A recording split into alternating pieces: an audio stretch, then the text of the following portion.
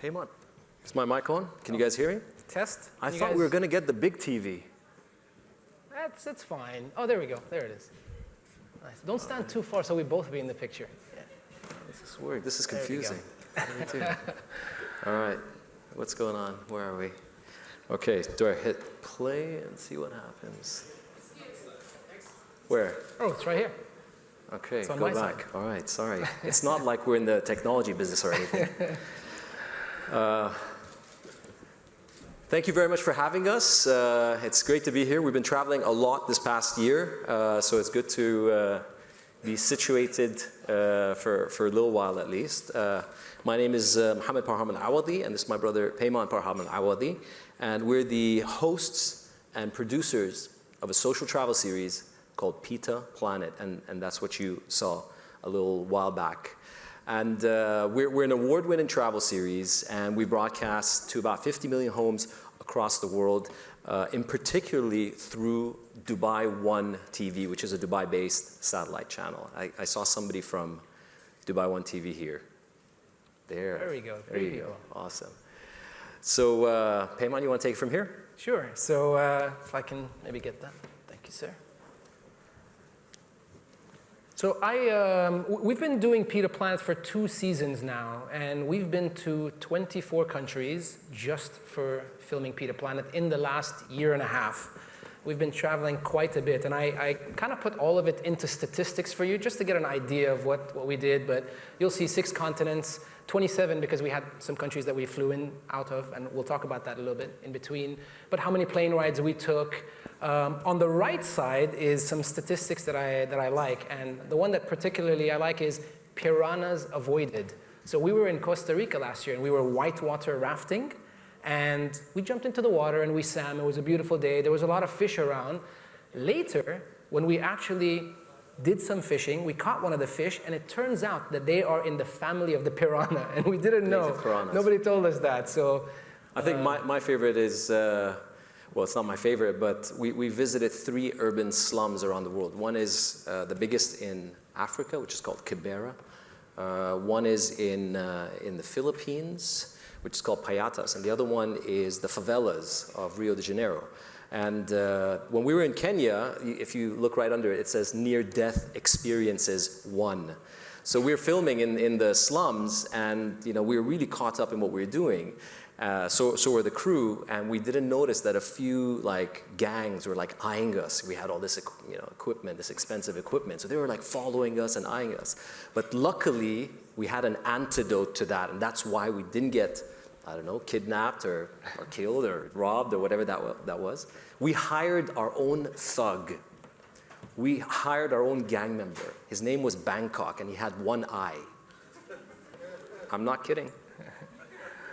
So, and he was actually apparently one of the most feared guys in the slums. So nobody would touch us. They'd watch us and they'd say, man, I wish I could get those cameras.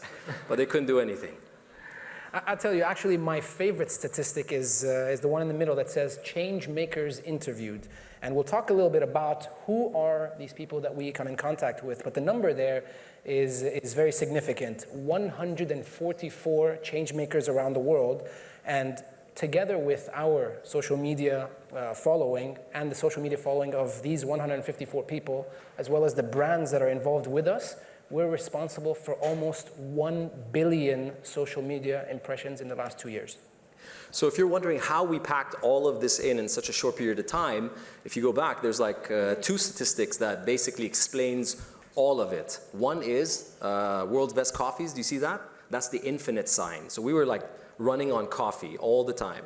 And the last one, which is hours spent sleeping, we just didn't sleep. We just took sleep out of the equation. We just filmed the whole way through. So what is it that we do as Pita Planet? And we talk about social travel. And we've been talking about social travel as far back as 2009. And if you look at this hashtag, if you can go back, you'll see that we are the ones that used it to begin with, and we predominantly are the ones that use it today. And what is social travel? Social travel is about traveling around the world. It's about connecting with people over social media. And it's about seeing cities and seeing the world and being introduced to cultures through these connections that you make over social media, and obviously sharing all of this over social media. We feel like it's the future of travel. Well, we like to compare it a lot to tourism. You know, how does social travel different, how is it different than tourism? Hence our tagline, don't be a tourist, be a social traveler. So social travel is about exploring the world. It's about participating in life, and it's about sharing your views on social networks. Now, how is that different from, I don't know, tourism? Well, what we found during our travels is, as an example, Rome. People would fly to Rome, travel to Rome, they'd stay at an international hotel, they'd eat you know, at a Pizza Hut or whatnot. They may have like coffee at a Starbucks, and they'll visit the usual places, you know, the Colosseum and stuff like that, and then they'd head home. Now, what's the problem with that? There's no problem with that. I mean, that sounds like a nice vacation. But for us, we find travel should give meaning to your life. So for us, it's about going there. It's about meeting people. It's about learning, where do locals go to eat? Where do they have their coffee? Where do they have their food, their pizzas, or whatever that is? So it's all about participating. This is probably our favorite slide. I mean, I don't know about you, but I'm personally pretty offended by how Arabs and Arabs dressed like this are portrayed a lot of times on the news and on programming. I mean, every time there's this very expensive painting that needs to be shipped out of somewhere, you find somebody in the background that's wearing Qabeela and Kendora.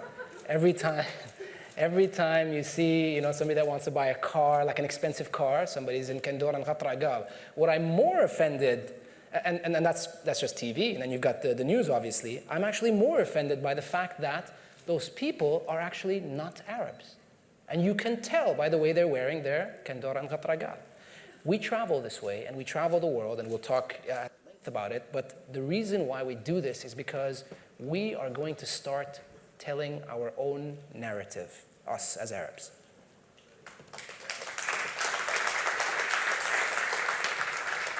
So one of my favorite stories is when we traveled to Austin, Texas in season 1. And just a couple of weeks before we were going to travel there to film, the Boston Marathon happened. And you know, there were a lot of questions immediately on the social networks on, you know, who was it, who did it, you know, and a lot of eyes were pointed towards the Middle East. So we immediately thought maybe we should not shoot in the US, maybe we should not go to Austin, just pick another destination and go there. And we had a talk with the crew, and we decided, you know what, this is exactly why we should go to the US, because whoever did whatever they did, they don't represent us. They are not us. We condemn that. So we need to go there and tell them this other narrative about us that we keep talking about on Peter Planet. And we went to Austin, and we went to a little farm outside of Austin where this awesome guy, he was originally from Venezuela, was making this great cheese, non-pasteurized cheese that his father taught him how to make. It was the most delicious cheese. And he made it there because there are these, you know, it's a cow farm, and he sourced the milk from there and he made the cheese there. And I remember we were standing outside and we were all talking. It was a gorgeous day, cows everywhere, and this pickup truck started to slowly cruise close to us. And then it stopped. And then we looked inside, and there was a guy in there wearing a baseball cap, and he had, you know, a pretty big beard, not as big as mine. And, you know, and he was just like staring at us. You know, he was wearing jeans, he looked like scruffy, and he looked out, he put down his window, and he looked out, and he's like, howdy. And we said, hey. And we're dressed like this, by the way. We dress like this everywhere, by the way.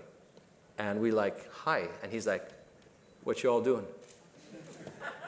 And I said, we're actually from Dubai. We're here to film an episode of Peter Planet. It's a social travel series and everything I just told you. And he's like, Dubai? We're like, yes. He's like, well, I thought I'd just drive by and show you what a real hillbilly looks like. You all have a nice day. And he just left. And that was as bad as it ever got across 24 countries that we visited. It never got bad. And as you will see throughout this presentation is, you know, the greatest truth is that we as people, it doesn't matter where you come from in the world, we are more similar than we are different. So I just want to be a little bit conscious of the time as well. Oh, there we go. Sorry, I want to be a little bit conscious of the time to not have a repeat of, a couple of months ago we were invited by the Clintons as the first Emiratis to host a session at the Clinton Global Initiative, and we actually almost got yanked off stage because we went over time, and US President Barack Obama was about to come on stage. So yeah, we only kept the president waiting. They kept writing, "It's time to leave, it's time to leave, get off." So I just want to be conscious of that. I'm going to go to the next slide. How do we do this? So how do we tell all these stories? I mean, what is Peter Planet? It's three things which I want to share with you. One, it's films. And what we do is we are a reality travel show that is produced by a company called Qabeela, which myself and my brother own. And we are also the hosts of the show. So we're actually behind camera and on camera.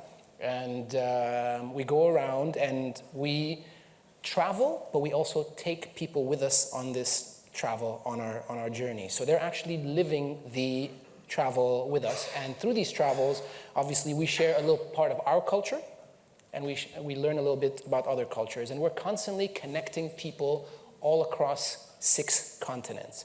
And throughout this time, what we do is we are constantly engaging with not just the people that we meet, but also everybody that follows us across all of our social media channels. They are constantly involved and engaged with us. And we'll talk about how that happens, but we are a show that's got 2 timelines, and it's a production timeline, which goes throughout the year, and a social media timeline, which goes throughout the year 24/7. So Peter Planet, basically the idea was, 2 Emirati brothers traveling around the world, and we meet all these change makers, these thought leaders, and we tell their stories through 25 to 27-minute episodes. And in an episode, you will find, topics related to food, to people, to adventures. There's a little bit for everybody. And 2013 and 2014, all our episodes are about that. And you can actually watch them on Dubai One TV's website or on Dubai One TV. Now, what's happened is going forward, this is a great platform to also share some of our future plans. Is what we're looking at doing is, because Peter Plan is getting so big, we're actually splitting the show into 3 different shows. One that addresses people, all these amazing thought leaders and change makers that we're meeting around the world. A second called Peter Planet Adventure. So it has to do with like going to, those pictures that you get on social media of the most beautiful landscapes, like so far away, whether in mountains or forests or jungles, and these people doing these amazing treks. So it's a show dedicated to that, to exploration, to adventure. And then the third one is food. Everybody loves food, so we have to create a separate series for that. So it's Peter Planet Food, and certainly, as far as we're concerned, we've eaten at some of the best places in the world. So it just made total sense. So this is what I was actually referring to a little bit earlier in terms of how our production runs. And our show basically lasts the entire year. And if you look at it, the larger circle over there is the entire timeline for us. And our show is different. Is that text clear? Is it easier if we walk over here and talk about it? Oh yeah, it is a little bit. Maybe you want to point. Yeah, is there a pointer here? I can point for you. Okay, good. Finally, big brother is doing something for little brother. So the way we do this is our content is 100% crowdsourced. Hi Noura, how you doing? Our content, should I have not said that? Sorry.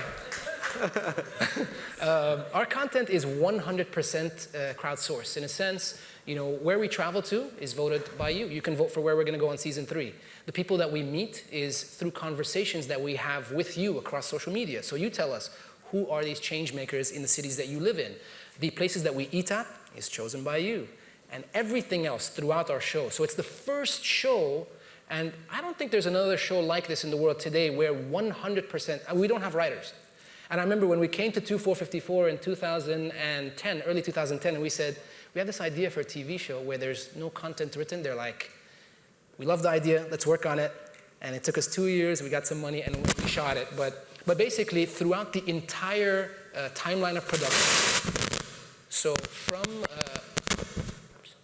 from when we do all our pre-production and we're actually putting together the season, all the way into production when we're filming, and we do 12 countries in about 80 days every year, all the way up to post-production, which a lot of it is done at Intaj as well, our partners, all the way to broadcast. And we've been broadcasting on TV, a lot of our content on Dubai One.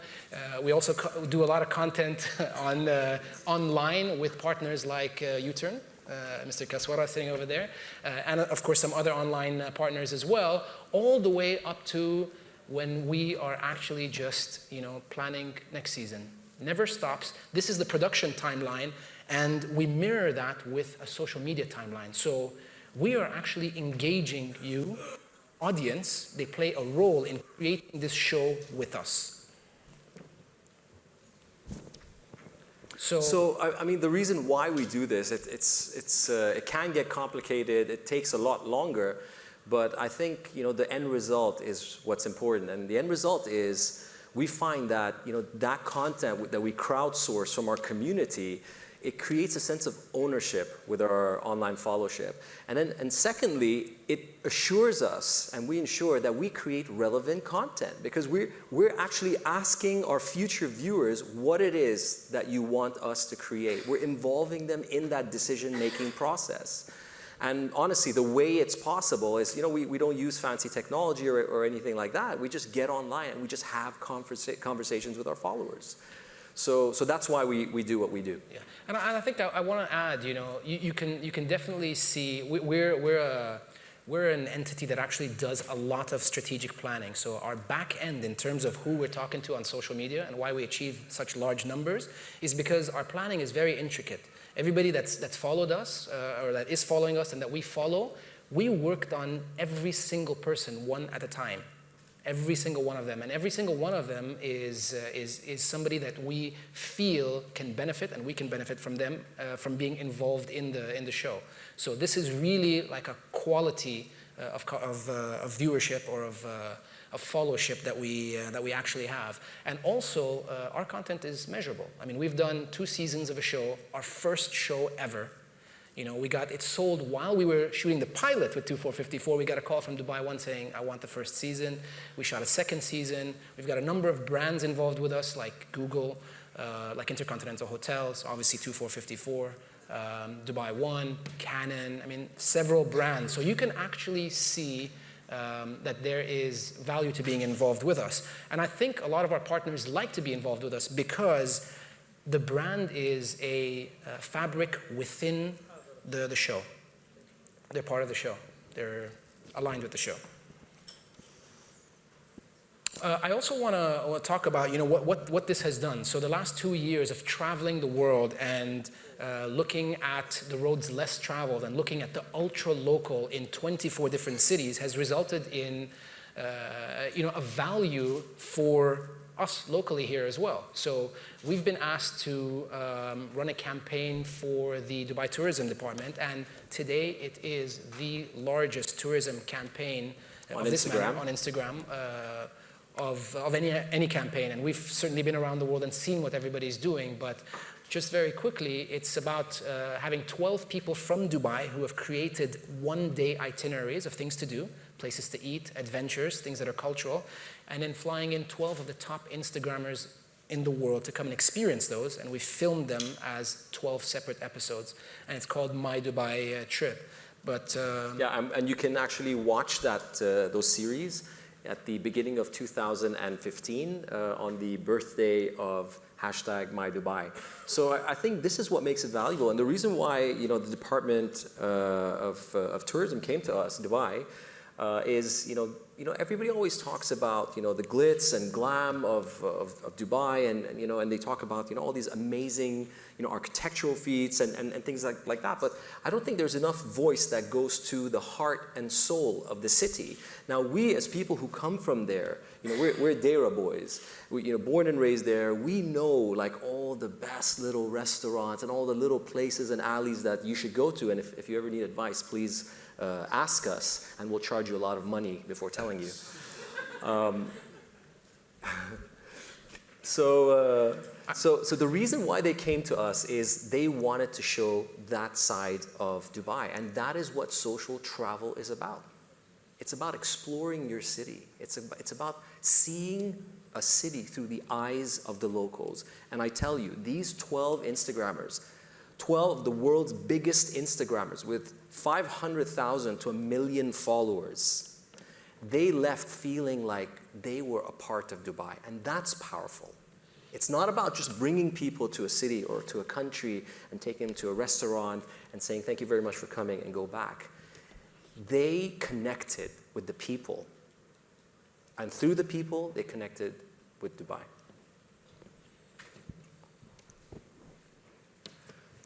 So we've gone through a lot. Believe it or not, we started as a shawarma restaurant. And true story, but that's a whole new presentation. And then from there, we went into filmmaking. And today, we're working with the tourism boards and governments, like Dubai, like the UK. So we're the GCC ambassadors to the UK currently, and we just came back from a GCC roadshow. And we found out, if you can go back, we found out that what we're really good at is we're good at building organic social communities. And it could be around brands, it could be around campaigns or events. And it's really not just about managing a social media account. We do more than that. We create films so people watch the films. And then we use those films to get people talking and thinking online. And that's how you build a community. That's how you build an ecosystem. So, I'll let you do this one. This is my favorite slide. Yeah, I know. So, we certainly we have amazing partners today. As Peyman said, 2454 Abu Dhabi, Dubai One, U-Turn Entertainment. We have a list of brands today that support us, from Google to Intercontinental Hotel to Canon to Uber, and on and on and on. And today we're starting to grow internationally, because at the end of the day, we have content that goes online and that people can watch. But we've always had international aspirations. And then going back to, why do we do this? Why did we start this journey? Why did we stop selling shawarmas and start doing film? Because we were tired of non-Middle Easterners telling our narrative. We wanted an opportunity to tell our own narrative. And when we travel around the world and we meet all these thought leaders, all these amazing people who are doing amazing things for their communities in their part of the world, and they get to sit down with two Arabs, wearing kandura in Santiago, Chile, and we tell them, ask us any question you want, then it just starts to flow. They're like, why do you dress that way? Why don't you wear pants? And they start asking us all these different questions. What about this? What about that? Is this true? And is that? And we just answer like, yes, no, we're not sure. And then all of a sudden, it becomes about 1, 2, 3 people just having a conversation, instead of 2 Arabs and another person having a conversation. All of a sudden, they forget that we're wearing a kandora. We're just another person. And I think that is the power of film. And that, for me, is where I get inspired. I love the fact that there's more and more content coming out of the Middle East. I love the fact that there's more and more organizations like 2454 Abu Dhabi that are supporting that, because we need to start telling our own narrative. Because that narrative that you see on the news is just a small fraction of our society. It's insignificant, but yet it gets the most amount of voice. And just to put, just on a final note, to put that in perspective, I mean, yesterday we were talking about, with the UK tourism, the number of GCC tourists that go to London every year. And it is 600,000 GCC nationals, and they spend anywhere between 2 to 3 weeks over there. And just to let you know, if every single one of those people actually dressed like this and spoke to 5 people on one given day, the impact that would have would be higher than the news that was played in the UK in that day. And I'm not saying, I'm just saying that is the sort of impact that we have. I mean, we've traveled to 24 countries just like this, which probably outside of our great leaders and our great ambassadors, we're probably the most people that have traveled.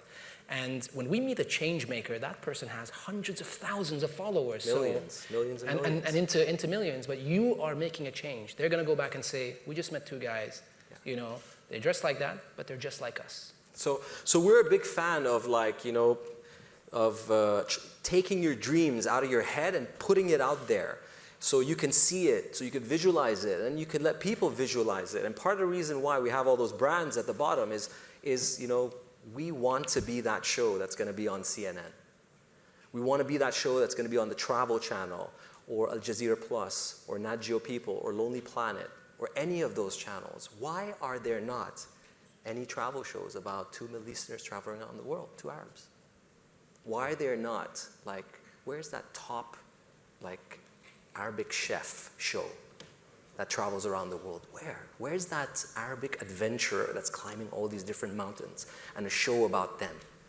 Where are those shows? For a global audience, of course. For a global audience, but also for us. Can we not create? Are we not as good as, you know, others around the world at creating? Are we not creative? I don't think so. So, positive vibes, everybody. I want everybody in this audience to think of how we can get on those channels. And if you have a connection, if you can help, if you can put us there. I mean, we've actually, to be honest, spoken to a couple of the companies on there through the help of some of our close friends who are in the audience today. We gotta go. Sorry, we're quite over time. Is the president waiting again?